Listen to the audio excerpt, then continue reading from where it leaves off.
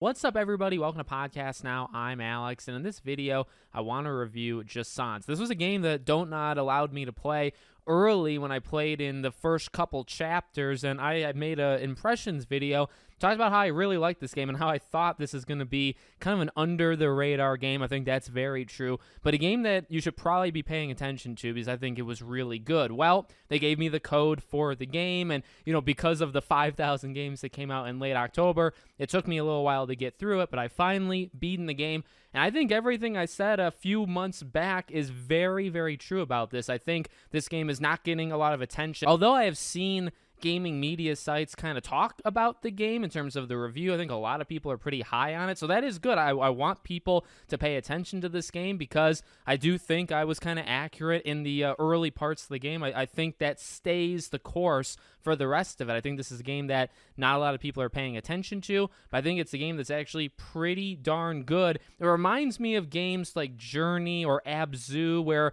it's a very tranquil kind of thing. You could probably, you can, I think, just get invested in it, play through it, listen to all the music, all the sounds, all the sights, and just enjoy it. But I also think this is something that you can kind of just play while kind of letting your mind wander if you're looking for like something else to do. It's a very kind of like easygoing game. For the most part, there are some intricacies in terms of the climbing mechanics, but I think this is just an overall really fun ride that has some mystery to it, that's really beautiful. And I actually saw this tagline somewhere else, so I don't want to necessarily steal it, but I thought of it as well. This is their best game, I believe, dontnod, since the first Life is Strange game. I really believe. Now, the first Life is Strange game, if you guys have watched my channel, is one of my favorite games of all time. I think they absolutely did not do a good job with the second game, and I think they've been pretty up and down ever since. Tell me why, things like that. I think they've had some good ones, but just never reaching the heights that was Life is Strange. I think this one, it's not close because, again, Life is Strange is one of my favorite games, period, like ever.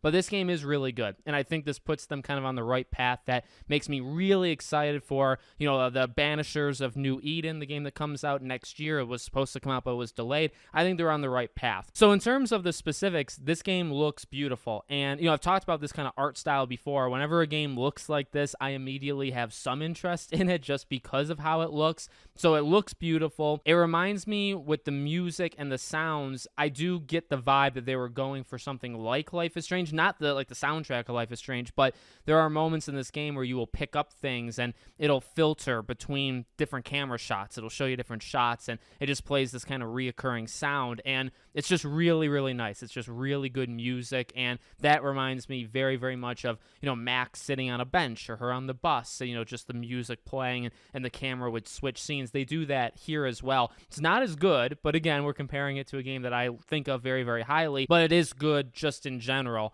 And then, most of this game, you're going to be climbing. And I think the climbing, 90% of the time is really fun. I think when you get in the groove of the climbing and you kind of like put together, some just like back to back to back, you're just pulling yourself up. I think it's really, really fun. There are some challenges, some puzzle kind of elements to it where you'll have to kind of work with the environment. Each chapter is kind of something different. So there'll be one chapter where it's hot. The sun is like directly on you, so you lose stamina faster. There's another one where there's wind, and so you have to jump with the current, or the wind current, I guess, where it'll push you further than you would naturally, right? So if you're jumping up and the wind is pulling you up, you will jump like double as high. There's a lot of those, and I mean, look, the game is not actually that long. The game should only take you, even if you stop and you look at everything, which I did for the first couple chapters the first time when I played it early. This time I kind of rushed the beginning because I'd already played it, and then the second half, I took my time, looked around, read as many notes as I could.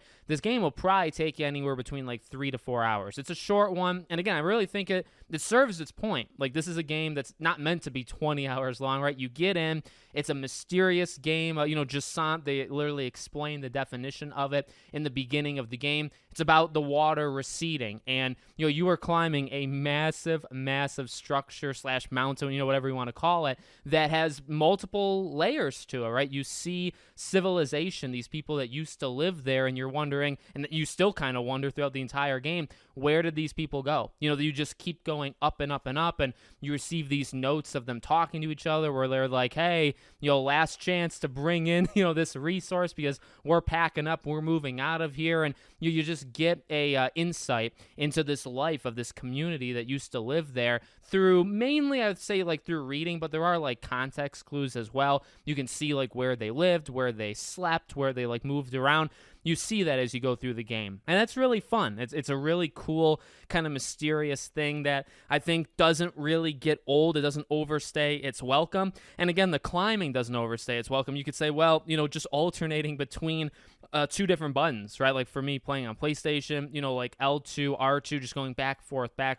I think it's mechanically sound. Like it's really actually kind of fun to string it together. There are some times where the game gets very, very confused. I'd say that's really, to me, the only weakness of the game, when you have the entire game relying on puzzle mechanics along with climbing, and the puzzle mechanics literally are the climbing. When you have that, and then like the climbing sometimes fails you, what I mean by this is oftentimes your character will sometimes get like double crossed, like their hands will kind of cross over, and they will not go for the platform or the rock or whatever it is. They won't go for the one that you want them to go for. And that gets extremely, extremely annoying, not just when it's like an average climb, right? Because you'll climb up maybe for like 20 seconds, reach a platform, go somewhere else, climb again.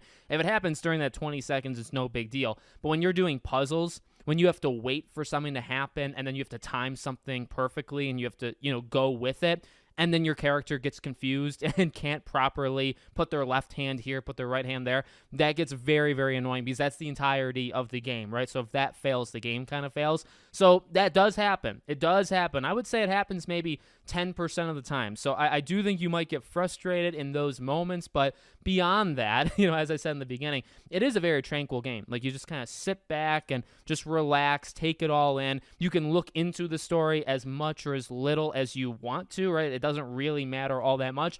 The simple mechanic of just climbing, and it gives off, to me, Abzu is the one I thought about the most, mainly because like Journey as well, but Journey I think is just on a different level. I think games like this try to replicate what Journey is, right? Very quiet, like your character doesn't talk, right? It's all about sounds, it's all about the environment, it's about doing these puzzles and moving from point A to point B, but it's also telling a story in the backdrop that, again, depending on which game, the story can be very, very powerful, or it can be a game that you don't really think about all that much.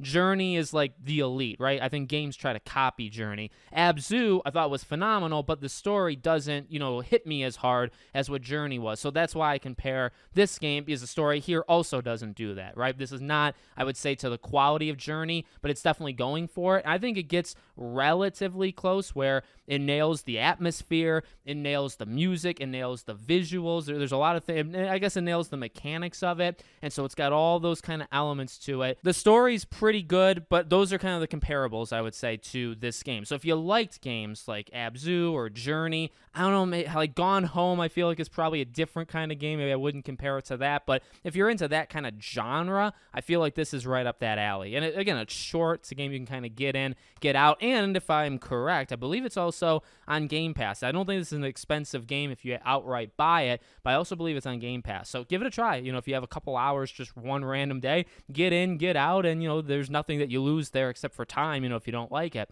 So let me know what you guys think in the comments. Make sure, as always, you're subscribed to the channel, bell icon turned on. I hope to see you all on the next one.